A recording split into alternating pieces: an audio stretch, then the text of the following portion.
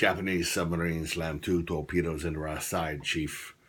It was coming back from the island of Tinian to Leyte. We just delivered the bomb, the Hiroshima bomb. 1,100 men went into the water. Vessel went down in 12 minutes.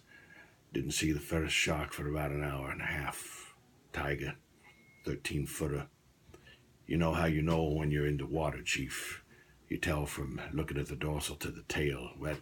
We didn't know that our bomb mission had been so secret. No distress signal had been sent. They didn't even list us overdue for a week. Very first light, Chief, the sharks come cruising, so we formed ourselves into tight groups, you know. It's kind of like old squares in battle like you see on the calendar, like the Battle of Waterloo. The idea was that the shark comes to the nearest man, and that man, he'd start pounding and hollering and screaming. Sometimes the shark would go away. Sometimes he wouldn't go away. Sometimes that shark, he looks right into you, right into your eyes.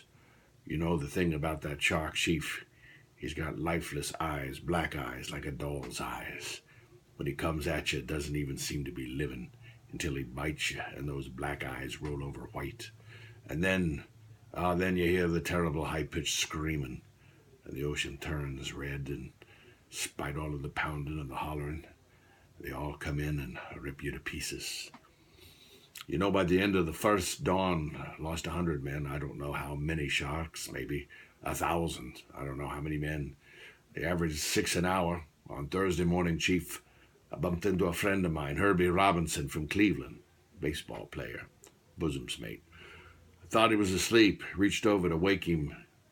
He bobbed up and down in the water, just like a kind of top, upended. Well, he'd been bitten in half below the waist.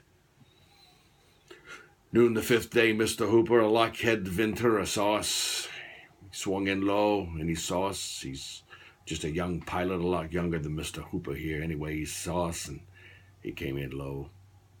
3 hours later, a big fat PBY comes down and starts to pick us up. You know, that was the time I got the most frightened, waiting for my turn. I'll never put on a life jacket again, Chief. So 1,100 men went into the water, 316 men came out. The sharks took the rest.